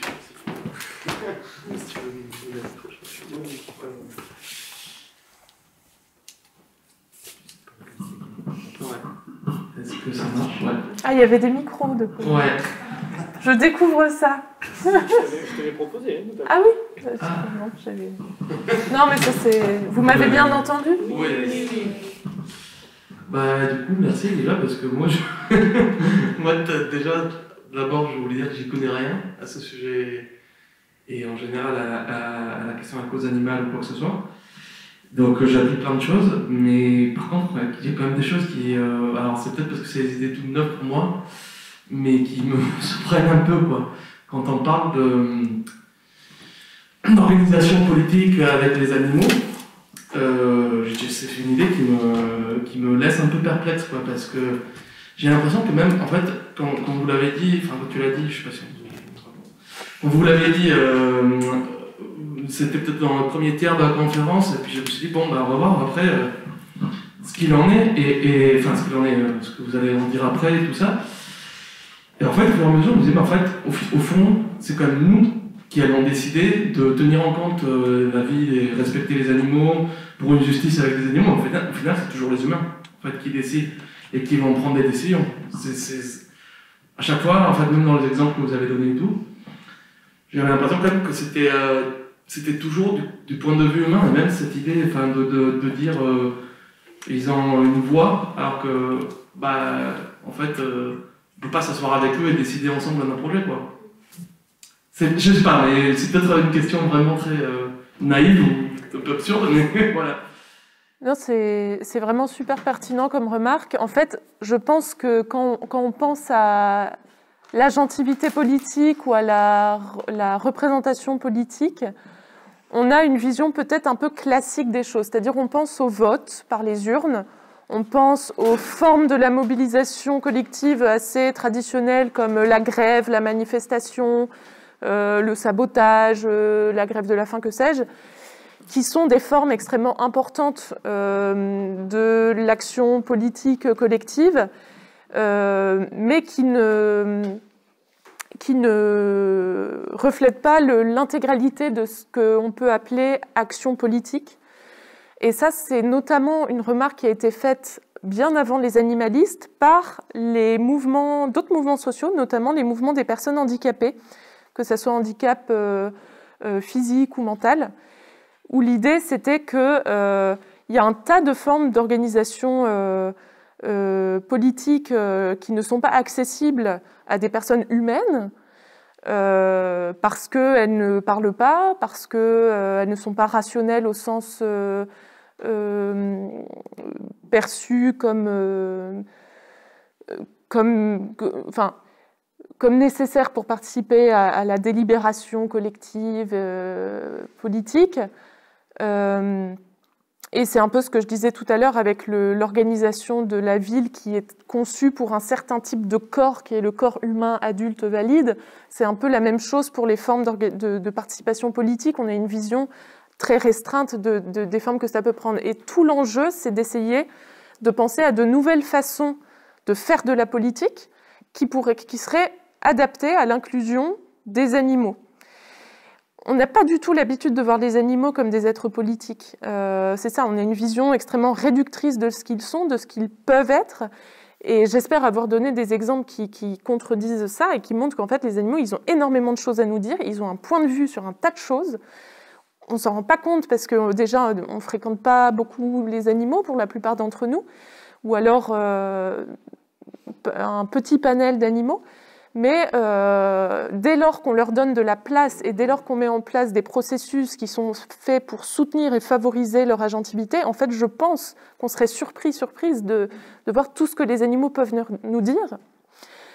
Après, je suis quand même d'accord avec ce que tu dis au début, quand tu dis que c'est quand même au final les humains qui décident d'accorder de l'attention à ce qu'expriment les animaux. Et là, je suis d'accord, il y a un rapport de pouvoir qui est extrêmement fort en défaveur des animaux, parce qu'on est plus intelligent dans le sens où on peut asservir les animaux comme on le fait actuellement. Les animaux ont une marge de manœuvre extrêmement faible actuellement dans notre société. 269 libérations animales, l'association souligne que les animaux résistent à ce qu'on leur fait subir, mais en vrai, une poule dans un élevage intensif, la résistance ne peut avoir aucun effet. C'est dramatique, mais actuellement, l'agentivité animale, elle est réduite à néant, en fait, du fait même qu'on a mis en place un système qui ne donne aucune place à l'agentivité animale. Et c'est aussi parce qu'elle ne peut pas s'organiser politiquement en collectivité, parce que c'est ça aussi l'organisation. La politique, c'est ça, c'est s'organiser collectivement. Oui. Elle peut pas, les poules ne peuvent pas se mettre d'accord pour résister face au... Sinon, pour moi, ça serait sinon de vouloir faire des animaux des humains, en fait. Et ils ne le sont pas. C'est pas en bien ou en mal, mais je veux dire, ils ne sont pas ils n'ont pas le même type d'organisation. Sans beaucoup juger de valeur. Oui. Effectivement, l'idée, c'est pas c'est pas de plaquer le modèle humain sur les animaux. C'est pas d'assimiler comme s'il y avait une identité. C'est pas ça le projet antispéciste. Mais encore une fois, c'est reconnaître les spécificités des autres animaux et créer de nouvelles procédures. C'est imaginer d'autres choses. Et c'est peut-être ça une limite aussi de Zoopolis, parce que Zoopolis part de concepts appliqués à des catégories humaines, la citoyenneté, la souveraineté, la résidence. Et je pense que c'est un bon point de départ parce que c'est des trucs qu'on connaît déjà. C'est un point de départ pragmatique qui ouvre l'imaginaire. On se dit, ah tiens, appliquer la citoyenneté aux animaux domestiques, ah bah, c'est vrai qu'on pourrait imaginer ça. Bon, ok, ils ne peuvent pas voter, mais en même temps, il y a des humains aussi qui ne votent pas. Mais comment on s'adapte alors pour les humains avec des besoins spécifiques? Ah bah tiens, ils ont des représentants légaux qui sont attentifs à ce qu'ils expriment. Donc en fait, à la fois, on peut s'inspirer de ce qui se fait déjà par les mouvements sociaux, aussi de lutte des mineurs, des enfants ou des personnes handicapées, pour s'inspirer pour les animaux, mais il va falloir aussi inventer des nouvelles choses. Et ça, c'est pour ça que je dis, tout ce que j'ai dit, c'est vraiment pas exhaustif, et c'est un dixième, un centième de tout ce qu'on pourrait imaginer pour créer une société interespèce. Mais tout reste à faire, je suis d'accord. Vous m'entendez? Alors, j'ai pas trop l'habitude de m'exprimer en public, mais justement, c'est un sujet qui m'intéresse assez parce que au niveau de, il y a une analogie en fait avec le validisme, le capacitisme envers les personnes en situation de handicap. Ah d'accord. Et justement, là, dernièrement, en fait, et c'est pas seulement la vision humaine qu'il faut prendre en compte, c'est aussi ce qu'on tire en fait des expériences d'observation, des expériences scientifiques. Et là-dessus, Zoopolis publie pas mal de choses, mais pas que. Par exemple, sur les rats, l'intelligence qui fait, enfin voilà, des expériences qui montrent que voilà, ils sont capables de s'entraider entre eux, de chercher à se libérer les uns des autres.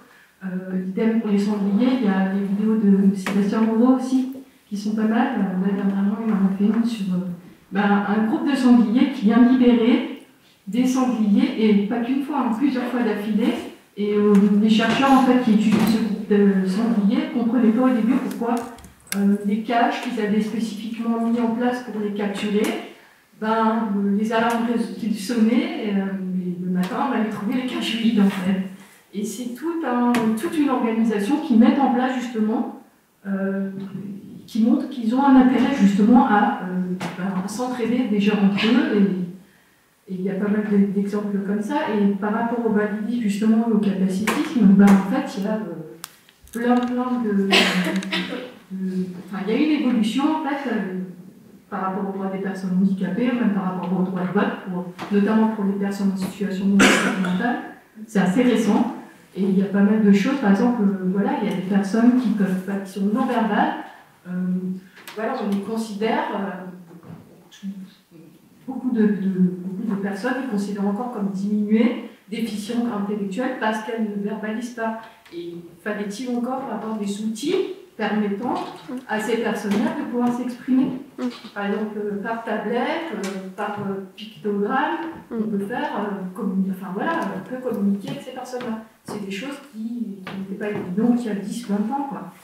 Et c'est vrai que là-dessus, il y a une énorme évolution, et je vois que ça commence à s'intégrer aussi dans le milieu animal.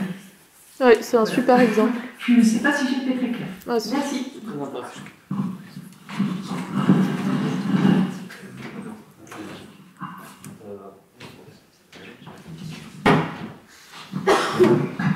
Alors, merci déjà d'être venu. Moi, j'avais une question spécifique sur le travail animal. J'ai vu Zoopolis il y a déjà quelques temps, et comme tout ouvrage de philosophie, je suis philosophe et militant politique, je l'ai trouvé très intéressant parce qu'il ouvre des questions Il n'apporte pas toutes les réponses, c'est en ça que c'est enthousiasmant. Et justement, il y a certaines questions qui sont un peu restées en suspens pour moi, j'aurais peut-être mis une clarification, notamment puisqu'on en parlait par rapport à la mairie de Bordeaux et au questionnaire sur les chiens. J'ai trouvé très intéressant la proposition de la mairie de Bordeaux d'ouvrir du coup un poste dédié au bien-être animal. Mais dans le même temps, la mairie de Bordeaux, une écologiste, a fait un autre truc qui n'existait pas avant, c'est ouvrir une brigade canine, donc de chiens policiers. Et pourtant, dans le chapitre sur le travail animal, donc de Zoopolis, je lis très vite le passage en question, parce que vous l'avez sans doute en tête, mais peut-être que tout le monde ne l'a pas. Sur le travail des chiens, donc pour que ces usages ne basculent pas dans l'exploitation, l'animal doit être en position d'indiquer clairement qu'il éprouve du plaisir à exercer telle ou telle activité, qu'il apprécie les stimulations et les contacts qu'elle lui offre. Le travail ne doit pas être le prix à payer pour recevoir l'amour et l'approbation des friandises et les soins qui lui sont dus et dont il a besoin. En contrepartie de son travail, le chien doit bénéficier d'importantes périodes de temps libre lui permettant de pratiquer d'autres activités et de passer du temps avec ses compagnons humains et canins.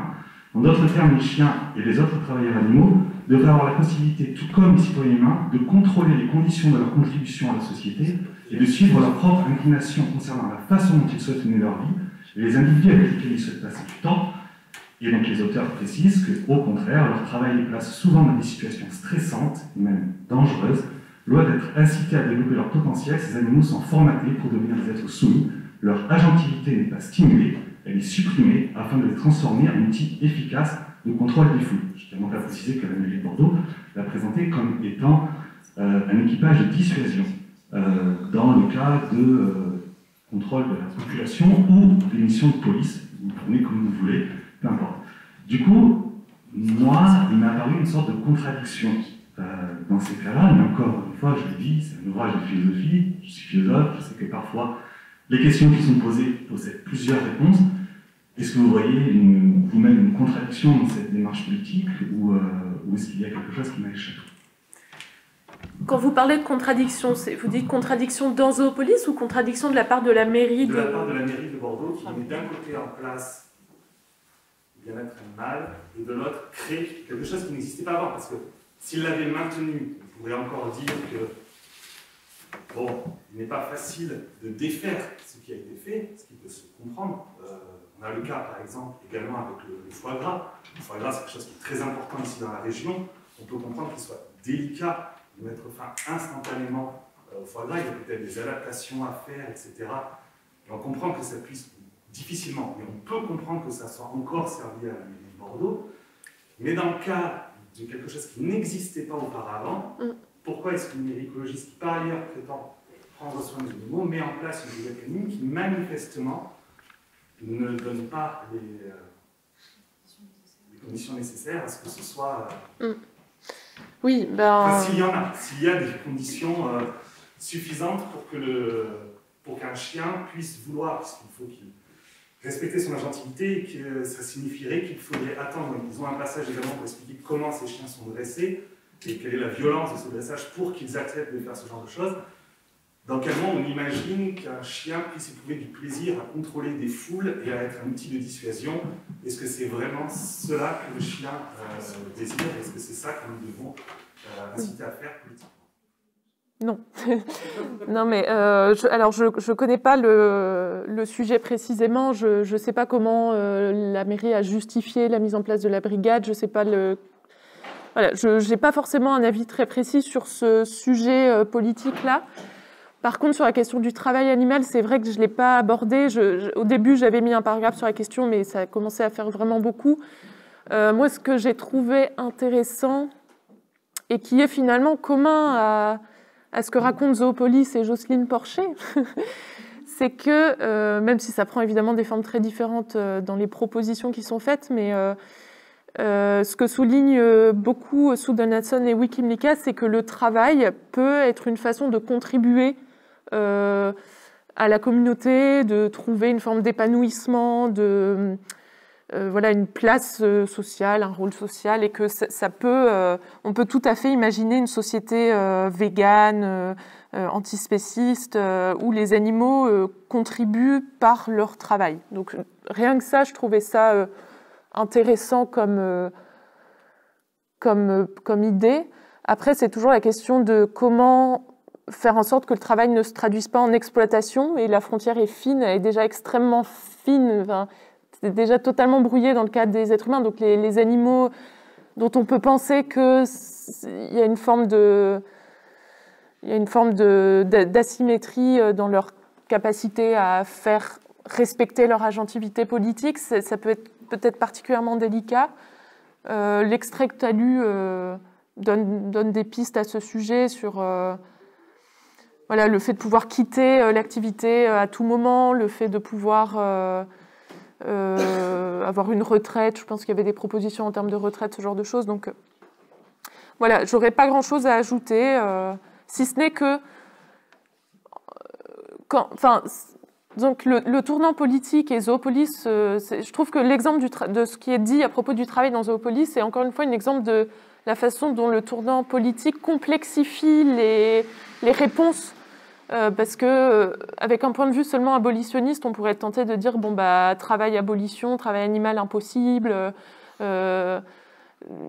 voilà. Et alors que même, on pourrait même imaginer que, et c'est discuté dans Zoopolis, que dans une société antispéciste, post-abolition, on consomme des produits d'origine animale, qui auraient été produits dans des conditions qui ne sont pas d'exploitation et qui ne portent pas atteinte à l'agentivité et au bien-être des animaux. Donc voilà, ça ouvre plein de questions.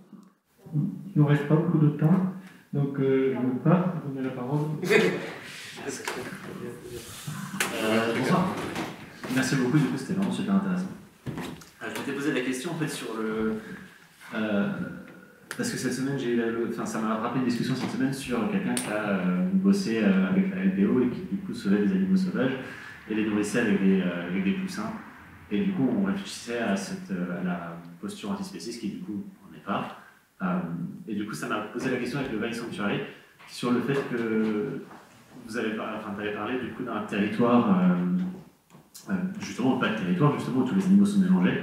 Et je me suis posé la question de est-ce que potentiellement, dans ce genre de sanctuaire, il pourrait y avoir des animaux qui consommeraient des produits animaux, carnivores, ou je sais pas, que ce soit des animaux sauvages, ou à l'origine sauvage, ou je sais pas, des chiens, des chats. Et du coup, de savoir en fait comment on fait avec les besoins de tous les animaux, de savoir si.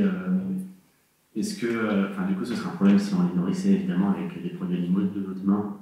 Vous voyez, il y aurait ce problème-là, du coup, ce serait plus un truc antispéciste. Et à la fois, du coup, est-ce que vraiment on répondrait à leurs besoins en les nourrissant avec des simili? Du coup, en fait, vraiment, ça m'a posé question. Et du coup, ça rejoignait aussi une question après, quand ça a été abordé sur les animaux sauvages et l'interférence vraiment, en cas extrême, je sais pas, problème terrestre.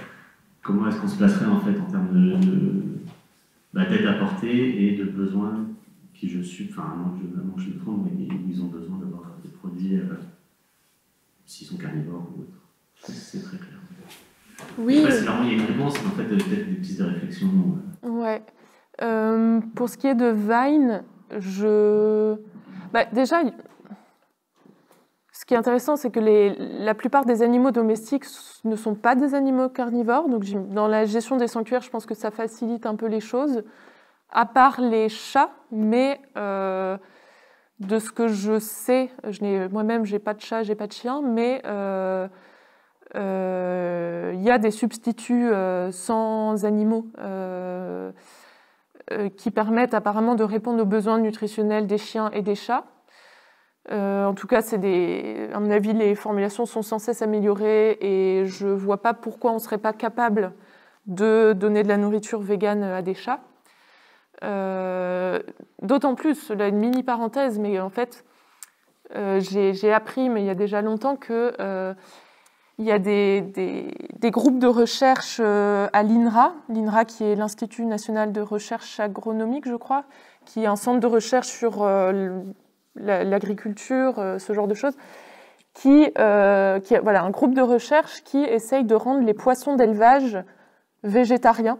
Donc tout ce qui est poissons qui sont carnivores, comme les saumons ou les truites, en fait pour des raisons environnementales ou de pénurie de ressources halieutiques, donc de ressources de pêche, il y a un intérêt économique et environnemental à rendre les poissons d'élevage végétariens. Et quand c'est dans le cadre d'un projet de recherche pour l'agriculture, ça ne génère pas des levées de boucliers sur le fait que c'est pas naturel. Par contre, il y a beaucoup de levées de boucliers sur le fait que les véganes essayent de nourrir leurs chats avec de la nourriture végane. Mais c'était une toute petite parenthèse. 5 minutes, ouais. Donc il faut essayer d'être bref du côté des questions, du côté des réponses, parce que le service sécurité après a besoin de fermer. Salut, merci d'abord. Et moi, ma question, c'était plutôt de savoir si dans le milieu de la pensée antispéciste, animaliste, etc., il y a des gens qui réfléchissent à concrètement relier ce genre de projet de société-là, qui a du coup apparemment dans Zoopolis que j'ai pas lu, avec un projet de société politique global pour les humains aussi. Enfin, tout à l'heure, quand on parlait des conditions de travail des animaux, ça m'a sauté aux yeux. En fait, c'est juste inimaginable dans un système capitaliste où en fait il n'y a déjà pas des bonnes conditions de travail pour les humains, où l'autodétermination des peuples, elle n'existe même pas partout dans le monde. Enfin, du coup, ça ne veut pas dire que c'est pas réalisable ni rien, mais c'est juste pas pensable indépendamment d'un système, d'un projet politique déjà pour les humains, quoi. Sans dire que c'est en premier les humains et ensuite les animaux, mais ça va ensemble, quoi. Donc voilà, je voulais savoir s'il existait des bouquins, des trucs là-dessus. Bah, merci pour ta remarque, je suis vraiment d'accord. Il y a des petites choses qui se mettent en place. Je vais essayer de donner peut-être des exemples comme ça, mais par exemple, il y a PEPS pour une écologie populaire et sociale, qui est un mouvement politique assez récent, qui se dit explicitement animaliste, en plus de se dire féministe, écologiste, etc., antiraciste, anticolonialiste, machin. Et c'est assez intéressant parce que c'est un mouvement politique qui veut vraiment révolutionner l'organisation sociale à plein de niveaux et qui a conscience du fait qu'un tel projet ne peut pas laisser de côté les questions animalistes. Et c'est encore suffisamment rare pour être souligné parce qu'on sait que le mouvement antispéciste reste encore très négligé par les mouvements progressistes. On continue d'être considéré comme une lutte secondaire.